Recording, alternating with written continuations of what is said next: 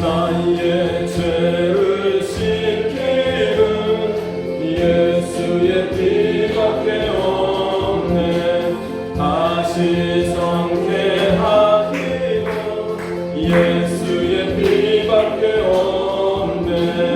예수의 흘린 피 날 이게 아우니 귀하고 귀하다. 예수의 피밖에 없네.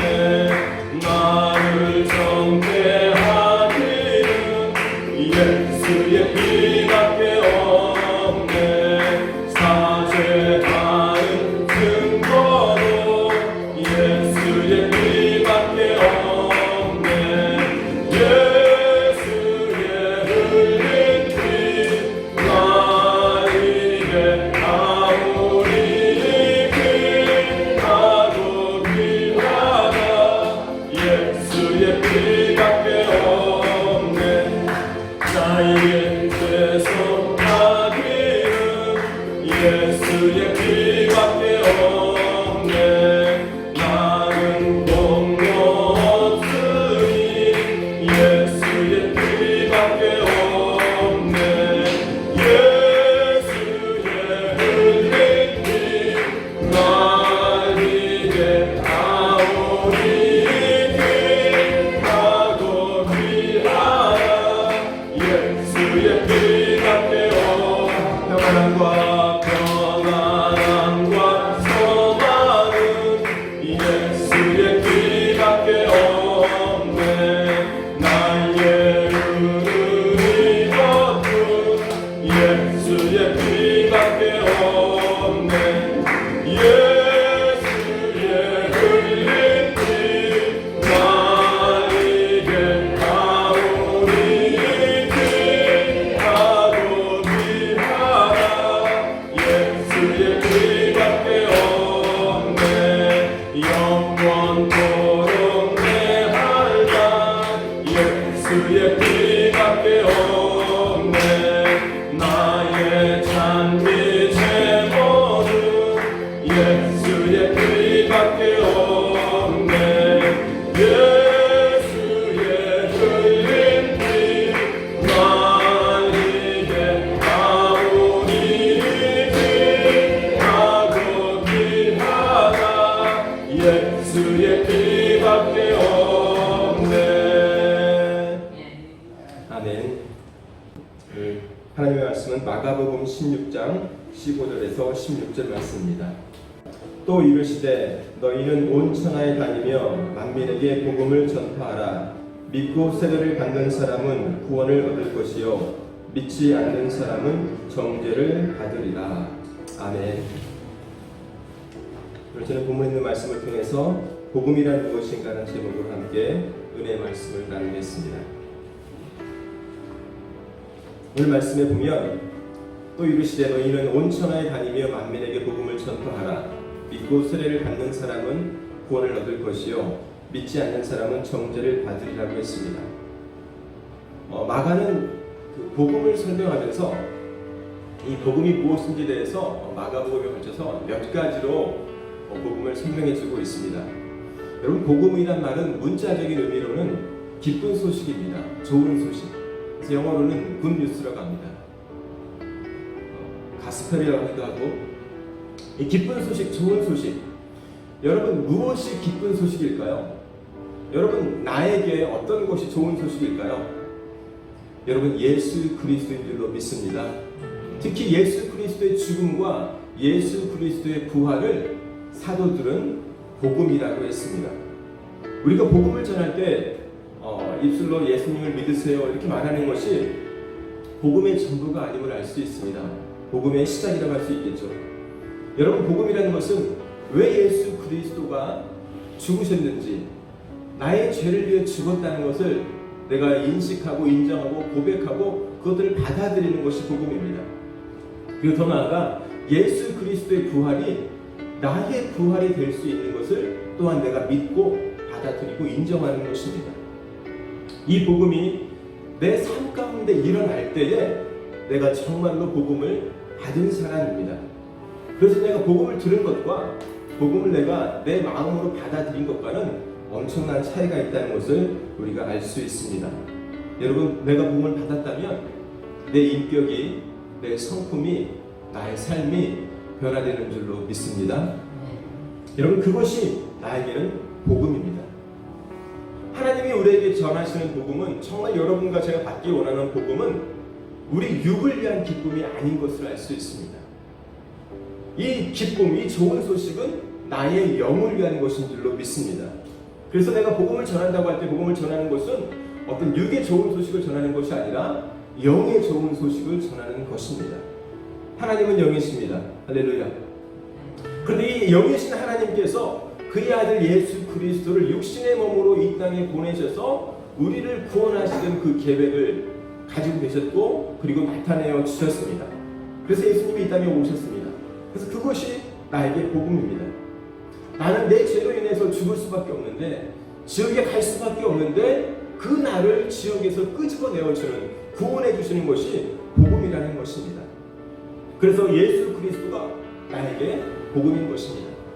특별히 마가는 마가복음을 시작하면서 복음이 무엇인가 마가복음 1장 1절에 이렇게 말씀하고 있습니다. 하나님의 아들 예수 그리스도의 복음이 시작이다. 마가복음 전체를 시작하면서 마가가 말한 것은 하나님의 아들 예수 그리스도의 복음의 시작이다, 이렇게 말하면서 마가복음 전체를 기록하고 있습니다. 그래서 마가에게는 무엇이 복음이냐 했을 때 예수 그리스도의 삶 전체가 복음이라는 것입니다.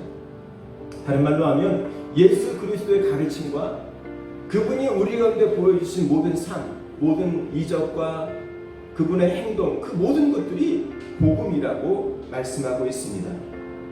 여러분, 예수 그리스도 이 땅에 오셔서 우리 가운데에 어떤 우리의 육의 필요를 채워주기 위해서 오신 분이 아님을 분명히 말씀하고 있습니다. 따르는 표적과 이적을 나타내어 주셨지만 그것들이 근원적인 목적이 아니라 예수님은 분명히 그의 삶을 통해서 자신이 십자가를 지는 것이 우리에게는 복음이고 나의 영을 구원하기 위해서 오셨다라고 성경 곳곳에서 말씀하고 있습니다.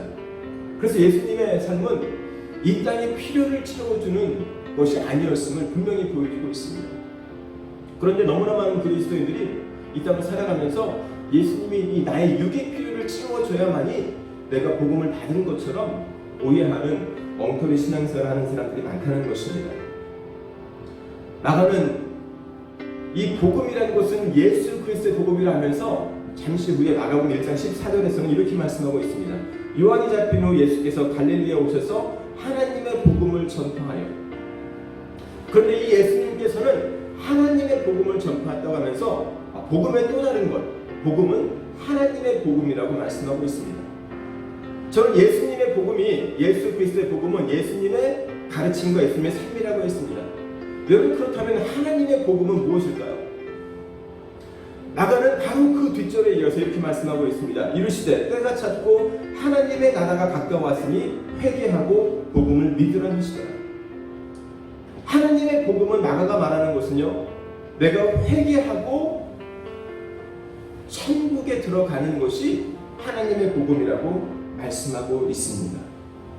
사랑하는 여러분, 여러분과 저는 내가 회개하면 천국에 들어간다는 것을 하나님의 복음으로 받아들이고 있습니까?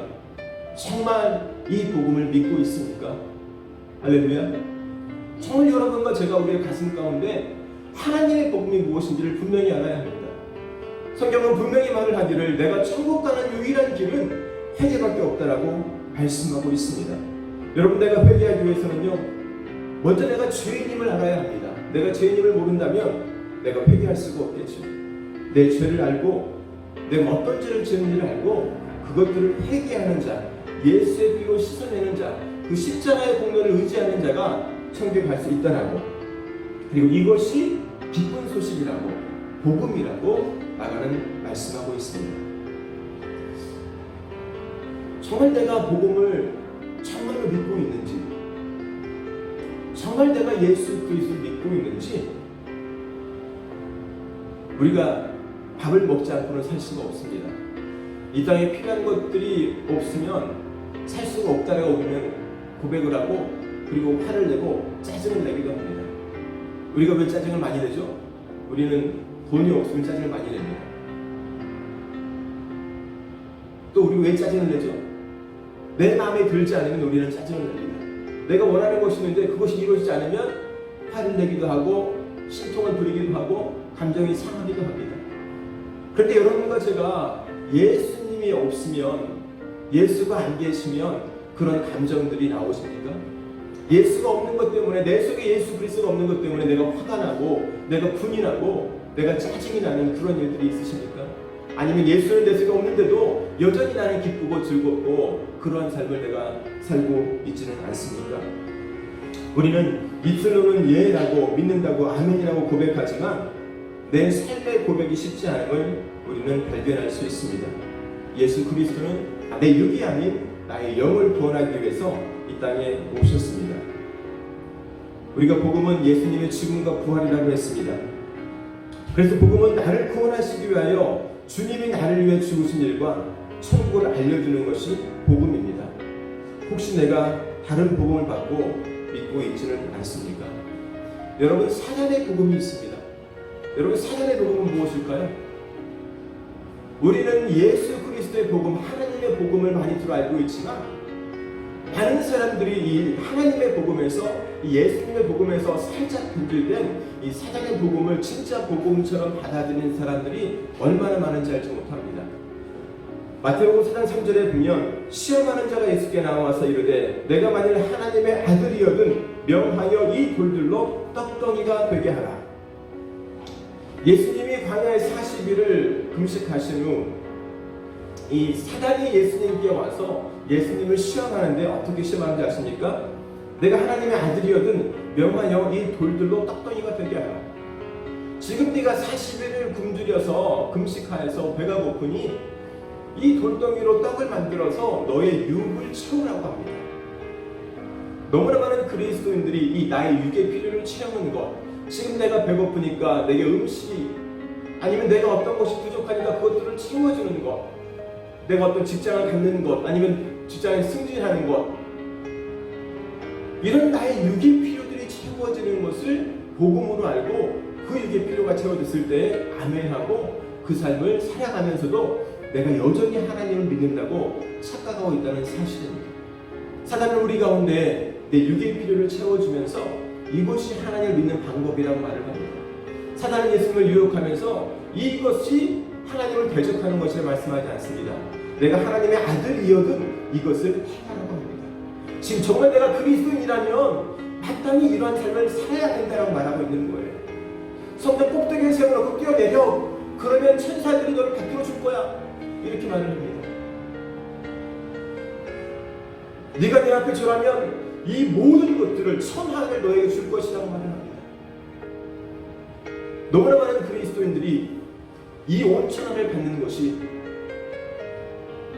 내가 성전 꼭대기에 뛰어내려서 그래도 무사한 것들을 보고 많은 사람들이 나를 높은 사람으로, 위대한 사람으로 봐주는 것, 아니면 내가 필요한 모든 것들을 이적을 통해서, 표적을 통해서, 이사를 통해서, 그 체험을 통해서 내가 이 땅에 잘 살아가는 것, 그것이 복음이라고 사탄은 우리 가운데 교묘하게 와서 복음을 변질시킨다는 사실입니다. 사랑하는 여러분, 나의 필요를 채우는 복음을 따라가면 필경은 지옥일 수밖에 없습니다. 예수 그리스도는 아담이 죄로 인해 죽었던 그의 영, 이 영을 살려주시기 위해서 예수 그리스도는 우리 가운데 오셨습니다. 아멘. 예수님을 믿고 물질의 축복을 받는 것이 아니라는 사실입니다. 예수 그리스도 자체가 복음입니다. 내가 예수님을 쫓아가면, 예수님을 따라가면 하나님께서 나의 필요를 채워주신다고 하는 것이 복음입니다. 그래서 육의 축복은 이 사탄이 교묘히 변절시킨 이 돌덩어리를 떡으로 만들라는 것은 보너스라는 것이에요. 하나님의 그러한 이적들을 통해서 우리 가운데 필요를 채우실 수 있어요. 그러나 그것이 본질이 아니라고 성경은 분명히 말씀하고 있습니다. 내가 물질의 축복이 없어도 주님을 믿는 사람, 주님을 따라가는 사람, 이 사람이 진짜라는 것입니다. 물질의 축복이 없다면 주님을 버리는 사람, 주님을 놓치는 사람은 가짜라는 것입니다. 여러분, 많은 성도님들이 고민합니다. 어떤 성도가 저한테 문자를 보냈습니다. 정말 신실한 그리스도인인데 교회에서도 헌신적인데 질병에 걸려서 지금 죽어가고 있어요. 그럼 이 사람의 믿음은 진짜가 아닙니까? 정말 하나님이 살아계시면 이 사람은 고침받아야 되는 거 아닙니까? 이렇게 말씀하는 분들이 있습니다. 정말로 꼭 고침을 받아야 할까요? 고침 받아야만 그 사람의 믿음이 있는 걸까요? 그 사람이 그 질병으로 죽으면 믿음이 없는 걸까요? 우리는 육의 잣대로 믿음을 평가합니다. 그러나 복음은 분명하게 그런 것이 아니라고 말씀하고 있습니다. 오늘 읽은 본문에서 예수님께서 제자들에게 전하신 복음입니다. 예수님의 복음이 무엇이냐고 말씀한 복음입니다. 주님은 제자들에게 너희가 온 천하에 다니며 복음을 전파하라고 했습니다. 그러면서 정말 너희가 전파해야 할 복음이 어떤 것인지를 말씀하고 있습니다. 16절 말씀입니다. 믿고 세례를 받는 사람은 구원을 얻을 것이요 믿지 않는 사람은 정죄를 받으리라. 이것이 오늘 예수님께서 여러분과 저에게 말씀하고 있는 복음입니다. 복음이 무엇입니까? 예수 그리스도를 믿고 세례를 받으면 구원을 받지만 그렇지 않는 사람은 정죄를 받는 것이 복음입니다. 우리가 말씀을 전하면서 복음을 전하면서 예수님을 믿으세요 그러면 축복입니다. 우리는 좋은 쪽만을 말하고 있지만 성경은 분명하게 그렇지 않은 쪽에 대해서도 너희가 복음을 믿지 아니하면 복음을 따르지 아니하면 정죄를 받아서 지옥에 떨어진다라고 분명히 말씀하고 있습니다. 여러분 예수를 믿는 것은 어떤 것입니까? 예수를 믿는다는 것은요 예수 그리스도가 십자가에서 죽으시고 부활하신 것을 믿는 것입니다. 아멘. 그런데 이 예수 그리스도의 십자가의 공로와 그분의 부활을 믿지 아니하면 지옥이라고 성경은 말씀하고 있습니다. 그런데 여러분 여기서 예수님을 믿고 했는데 이 예수님을 믿고 했을 때 믿는 것이 내가 지적으로 내 머리로 이것을 내가 안다라는 것일까요? 물론 지적으로 아는 것도 포함하겠지만 예수님을 내가 믿는다는 것은요 내가 예수님을 알고 그분이 행하신 것을 알고 그분의 부활도 알고 그리고 그것들을 내 마음으로 내 몸으로 받아들이는 그 삶을 포함한다는 것입니다. 많은 사람들이 예수님을 지식으로 압니다. 그런데 예수님을 삶으로 이어가지 못합니다. 내가 예수님을 알지만 내 삶으로 이어가지 못하는 사람에 대해서 예수님은 너희가 믿음이 없다라고 말을 합니다. 믿음이 있는 것이 아니라는 사실입니다. 그러므로 내가 예수님을 알아도 말씀대로 내가 살아가지 못하면 그 사람은 정죄를 받는다는 것이 오늘 주님이 우리에게 하시는 말씀입니다. 여러분 믿음이 무엇일까요? 오늘 복음은 믿고 세례를 받는 자는 구원을 받는 것이라고 했습니다. 여러분 믿음에는 대상이 있습니다. 내가 예수 그리스도를 믿는 것입니다. 그렇다면 이 나와 예수님의 관계입니다. 아멘. 여러분 짝사랑을 해보셨습니까? 여러분 짝사랑은 사랑이 아니라고 합니다. 나만의 사랑입니다. 나는 사랑하는데 받는 사람은 사랑이 아니라고 합니다.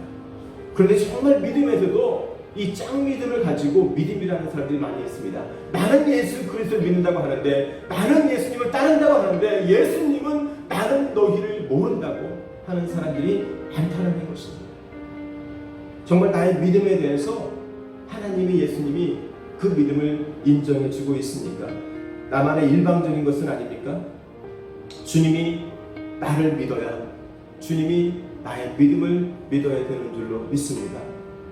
여러분 오늘 본문에서 예수님은 제자들에게 너희가 믿음이 없다라고 합니다. 특별히 마가복음 16장 9절과 11절에 보면 예수께서 안식 후 첫날 이른 아침에 살아나신 후 전에 7 귀신을 쫓아내어 주신 막달라 마리아에게 먼저 보이시니 마리아가 가서 예수와 함께 하던 사람들이 슬퍼하며 울고 있는 중에 이 일을 알림해 그들은 예수께서 살아나셨다는 것과 마리아에게 보이셨다는 것을 듣고도 믿지 아니하니라.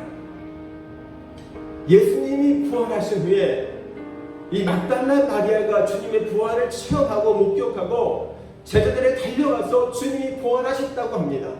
그런데 성경은 기록하기를 제자들이 뭐라고 해요? 믿지 아니하였다고 합니다. 마가복음 16장 12절과 13절에 보면 그 후에 그들 중 두 사람이 걸어서 시골로 갈 때에 예수께서 다른 모양으로 그들에게 나타나시니 두 사람이 가서 남은 제자들에게 알렸을 때 역시 믿지 아니하니라. 이 두 사람은 아마도 두 제자였던 것 같아요. 12제자 중에. 가루가 빠졌으니까 11명 중에 2명일 수 있습니다. 막달라 마리아가 말을 해도 믿지 않았고 2명의 사람, 이 두 제자가 말을 해도 나머지 제자들은 뭐 하였다? 믿지 아니하였다고 합니다. 마가복음 16장 14절에 후에 11제자가 음식 먹을 때 예수께서 그들에게 나타나사 그들의 믿음 없는 것과 마음이 완악한 것을 꾸짖으시니 이는 자기가 살아난 것을 본 자들의 말을 믿지 아니함이로라. 이 부활하신 예수님께서 이 11제자가 다 모였을 때 나타나셔서 그들에게 처음 하신 말씀이 뭐예요? 그들의 믿음 없는 것과 마음이 완악한 것을 꾸짖으시니. 예수님은 너희 제자들이 믿음이 없다라고 책망하셨습니다. 여러분, 제자들은 믿음이 있었을까요? 없었을까요? 우리는 당연히 믿음이 있다라고 합니다. 그러나 제자들에 대해서 예수님은 너희가 믿음이 없고 너희 마음이 완악하다고 강팍하다고 말을 합니다. 정말로 나는 믿음이 있습니까? 정말로 내가 말하는 내가 예수님 믿는다고 할 때 그 믿음을 우리 주님이 인정해 주시고 있습니까?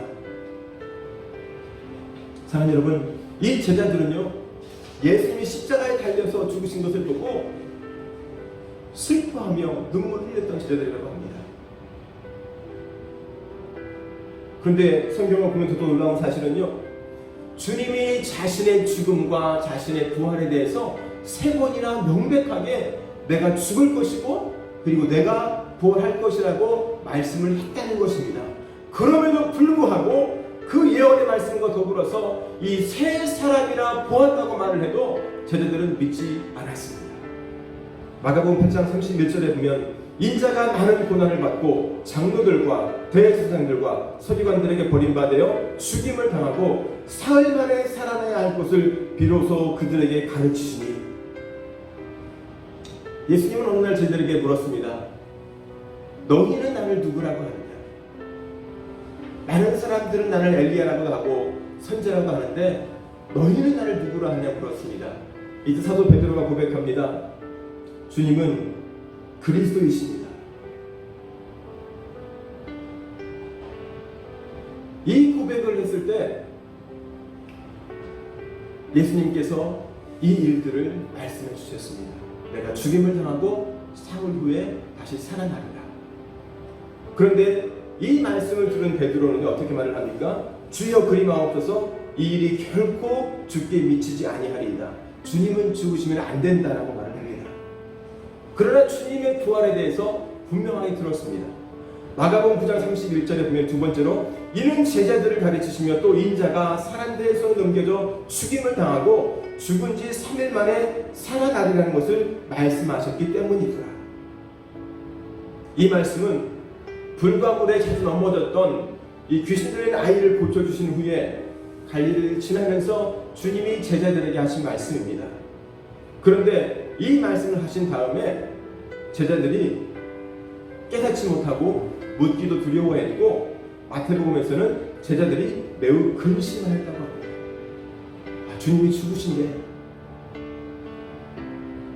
그런데 이 제자들은 주님이 죽으시는 것만을 들으시고 주님이 부활하신다는 말에는 크게 의미를 두지 않았습니다. 이것이 무슨 의미입니까? 그래서 그들은 두려워하고 근심하였다고 합니다. 그리고 마가복음 10장 34절에 보면 세 번째로 다시 주님은 부활을 말씀하십니다. 그들은 능욕하며 침 뱉으며 채찍질하고 죽일 것이나 그는 3일 만에 살아나리라 하시니라. 마지막으로 예수님께서 예루살렘으로 올라가시면서 하신 말씀입니다. 이렇게 예수님은 3번씩이나 자신의 부활에 대해서 죽음만이 아니라 내가 죽임을 당하고 그리고는 부활하리라 3번씩이나 부활에 대해서 말씀해 주셨습니다. 그래서 이것을 통해 본다면 제자들은 지적으로는 부활을 믿었다 안 믿었다? 그들의 머리로는 뭘 믿었습니까? 부활을 믿었습니다. 그들의 지식으로는 부활을 믿었습니다. 정말 이들이 믿은 것입니까? 여러분, 우리가 말씀을 깊이 묵상해야 됩니다.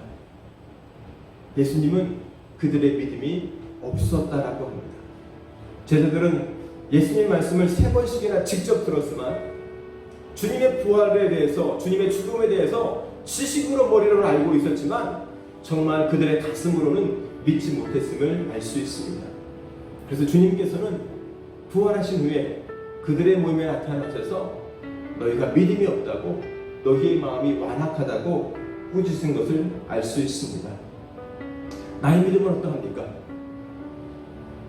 내가 이어가야 할 믿음은 어떤 믿음일까요? 여러분, 내가 예수 그리스도를 믿게 되면 예수님이 십자가에서 달려 돌아가신 것처럼 여러분과 저도 죽어야 한다는 것을 아십니까? 내 육이 죽어야 합니다. 내 생각이 죽어야 하고, 내 입술이 죽어야 하고, 내 눈이 죽어야 하고, 내 귀가 죽어야 하고, 내가 원하는 모든 것들이 죽는 것이 여러분과 제가 예수 그리스도를 믿는 것입니다.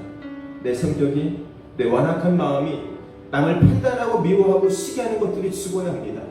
이것들이 죽지 못하면 주님의 부활을 여러분과 제가 맞이할 수 없다는 사실입니다. 여러분, 주님의 부활을 믿지 않는 것은요, 여러분과 제가 주님을 믿지 않는다는 것입니다. 여러분, 제자들은 예수님의 죽음에 슬퍼하고 울기만 했습니다. 그리고 주님의 부활에 대해서는 믿지 못했다라고 성경은 말씀하고 있습니다. 여러분과 제가 예수 그리스도를 믿는다면 그것은 내 입술의 고백만이 아닌, 내 지적인 어떤 인식, 받아들임만이 아닌 내 가슴으로, 내 마음으로 그것들을 받는 것임을 알 수가 있습니다. 오늘 주님은 복음이 무엇인가 했을 때 너희가 믿고 그리고 세례를 받아야 한다고 말씀하고 있습니다. 즉, 믿는 것으로는 부족하다는 것입니다. 너희가 믿었다면 당연히 세례를 받아야 한다는 것입니다. 여러분, 세례가 무엇일까요? 세례는 물에 잠기는 것입니다. 여러분, 사람이 물에 잠기면 어떻게 됩니까? 사람이 물에 잠기면 죽게 되어 있습니다. 그래서 세례라는 의미를 보면 매장하다, 잠기다, 죽다, 이런 뜻이 포함되어 있습니다. 내가 세례를 받는 것은 내 육이 죽는 것을 의미합니다. 내 교만이, 내 욕심이, 내 자아가, 내 경험이, 내 죄악이 모두 죽는 것이 뭐예요? 세례입니다. 내가 예수 그리스도를 믿는다는 공적인 고백이기도 하지만 내가 예수를 믿는다는 그 공적인 고백 속에는 내가 예수님을 믿기 때문에 이제 내 속에 있는 나의 모든 죄악들을 내가 죽이는 삶을 시작했다라는 믿음의 고백인 것입니다. 그래서 세례를 받은 자의 삶은요, 세례를 받는 것에서 그 순간에 그치는 것이 아니라 세례를 받는 순간에 시작하는 것입니다. 내 인생이 마지막 호흡이 끝나는 그 순간까지 계속적으로 이 세례자의 삶을 진행하는 것이 세례를 받는다는 것입니다. 여러분, 정말 세례를 한번 딱 받는 것으로 여러분과 제가 천국에 가는 것일까요? 그렇게 가르치는 분들이 계십니까? 아니면 그 가르침을 그대로 믿는 분들이 계십니까? 세례를 받는다는 것은 내 죄를 죽이고 그 삶을 끝까지 이어가는 것입니다. 복음은 이렇게 내가 예수님을 믿었다면 세례를 받는 사람이 구원을 받는다는 것입니다. 나는 정말 예수님을 믿고 나는 정말 세례자의 삶을 살아가고 있습니까? 그러할 때 여러분과 저에게 복음이 정말로 기쁜 소식이 되고 정말로 나를 구원하는 소식이 되는 줄로 믿습니다. 또한 복음은 믿지 않는 자는 정죄를 받는 것입니다.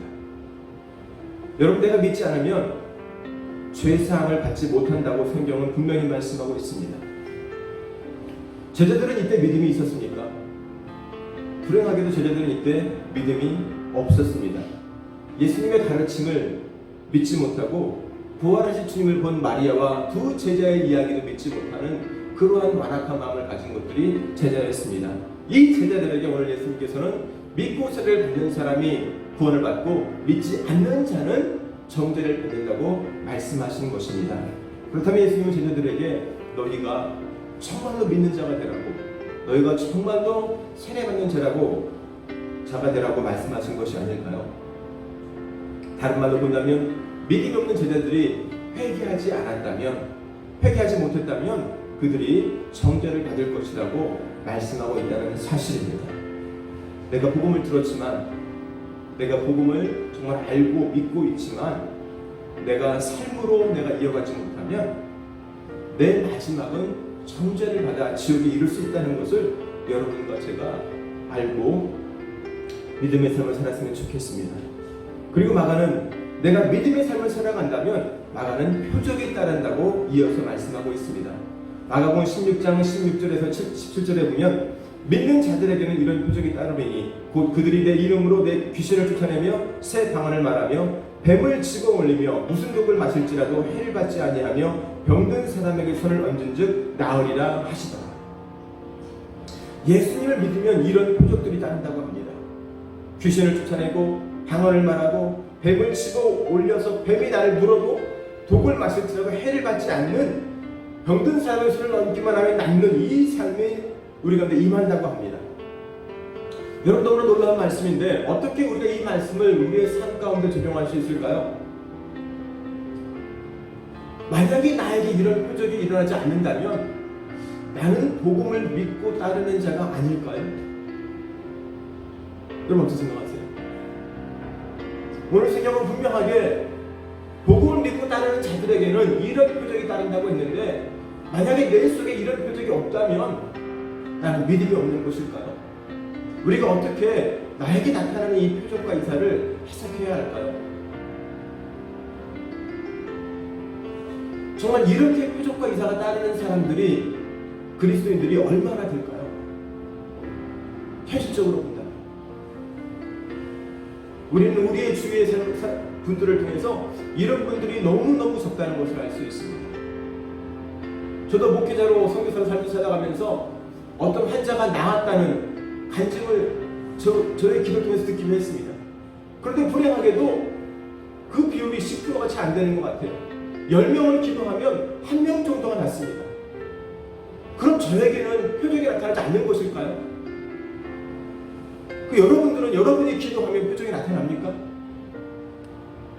주님께 그런 기도를 드려보셨습니까? 이 말씀을 통해서 내가 정말 그리스도인이라면 내가 정말 예수를 믿고 따라가는데 말씀은 분명히 말씀하고 있는데 그럼 나는 나의 믿음은 어떤 것입니까? 이런 고민을 해보셨습니까? 여러분이 해보셔야 됩니다. 이것은 목사에게만 아닙니다. 선교사에게만이 아니에요. 모든 그리스도인에게 주시는 똑같은 말씀입니다. 나의 구원과 관련되어 있기 때문에 정말 그렇다면 나의 믿음이 어떤 것인가 여러분과 제가 고민해야 한다는 사실입니다. 여러분, 제자들은 오순절 성령 강림 사건 이후에 변화되기 시작했습니다. 놀랍게 변화가 되었습니다. 그리고 그들의 변화된 삶 속에는 이런 표적과 이사가 따랐다고 성경은 기록하여 주고 있습니다. 그런데 또한 성경은 이런 기적과 이사와 표적이 항상 나타나는 것이 아니었다라고 또한 기록해 주고 있습니다. 사도 바울마저도 이적과 기사가 항상 나타나는 것은 아니었습니다. 그가 모든 문제들을 해결한 것은 아니었습니다.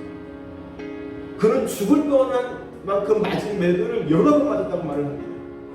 모든 어려움들을 다 피하는 것이 아니었습니다. 여러분, 그렇다면 여러분과 제가 믿음을 가지고 복음을 믿고 따르는 표적은 정말 어떤 것일까요? 여러분, 마가복음 8장 35절에 보면 누구든지 자기 목숨을 구원하고자 하면 잃을 것이요 누구든지 나와 복음을 위하여 자기 목숨을 잃으면 구원하리라. 여러분, 정말 내가 복음을 받았다면 우리 주님은요 복음을 위하여 자기 목숨을 잃는 자가 되라고 말씀하고 있어요. 여러분, 주님을 위해 목숨을 드릴 수 있습니까? 할렐루야. 내가 정말 지금은 잘 못할 것 같아요. 그래도 노력하겠다는 분 계십니까? 아멘. 여러분과 제가 나의 목숨을 주님께 드릴 수 있는 믿음이 있어야 됩니다. 그 믿음이 있어야 여러분과 저의 믿음이 주님께 인정받는 믿음입니다. 내가 만약 그렇지 못하다면 그 믿음에 올라가기까지 여러분과 제가 하나님 앞에 울부짖으며 기도해야 될 줄로 믿습니다. 여러분, 이것이 표적이에요. 내가 주님을 따르는 표적은 내가 주님을 위해 죽을 수 있는 거예요. 여러분, 주님 닮은 표적은요, 나의 삶이 변화되는 것입니다. 여러분, 제자들이 사도가 되는 것이 엄청난 표적입니다. 저 사람은 예수님을 믿기 때문에 정말 저분의 인격이, 저분의 삶이, 모든 것이 변했어. 위대해. 진짜 그리스도인 같아. 여러분, 이 말을 듣는 것이 여러분과 저희 따르는 진짜 표적인 줄로 믿습니다.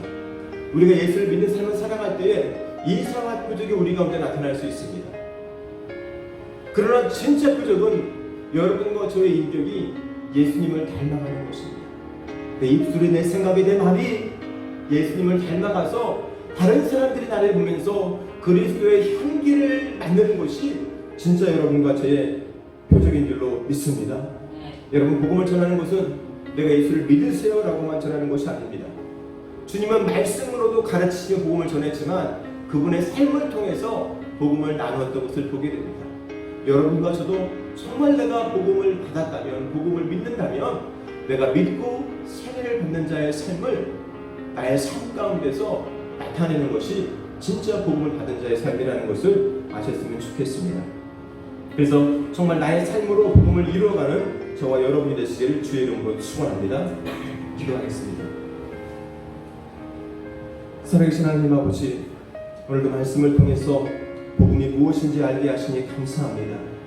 복음은 먼저 예수 그리스도의 복음입니다. 그리고 하나님의 복음입니다. 회개하고 삶을 변화시키는 자가 천국에 이른다는 것입니다. 또한 믿고 세례를 받는 자는 구원을 받고 믿지 않는 자는 정죄를 받는 것이 복음이라고 했습니다. 나는 정말 예수님의 삶을 본받고 있습니까? 회개해야 천국에 갈 수 있다는 하나님의 복음을 내가 정말 믿고 있습니까? 내가 정말 믿는다면 세례를 받아야 함을 알고, 그리고 내가 세례를 받았다면 나의 삶이 변화되는 것을 내가 정말 믿고 있습니까? 오늘 내가 복음을 믿는다면, 믿고 세례를 받는다면 반드시 따르는 표적이 있음을 내가 알게 하여 주옵소서. 이상한 표적만이 아니라 내 입술과 내 생각과 내 삶이 변화되는 것이 진짜 표적임을 내가 깨닫게 하여 주시고, 내가 이 삶을 살아갈 때에 오늘 우리의 필요를 채워주시는 놀라운 기적도 우리 가운데 따라온다는 것을 내가 믿음으로 알게 하여 주시옵소서. 살아계신 아버지 하나님, 이 모든 것들을 경험하고 이 모든 것들을 체험할 수 있는 우리 모든 성도 될 수 있도록 우리 아버지 하나님 축복하여 주시옵소서. 감사합니다. 귀하신 예수님의 이름으로 축복하며 기도했습니다. 아멘.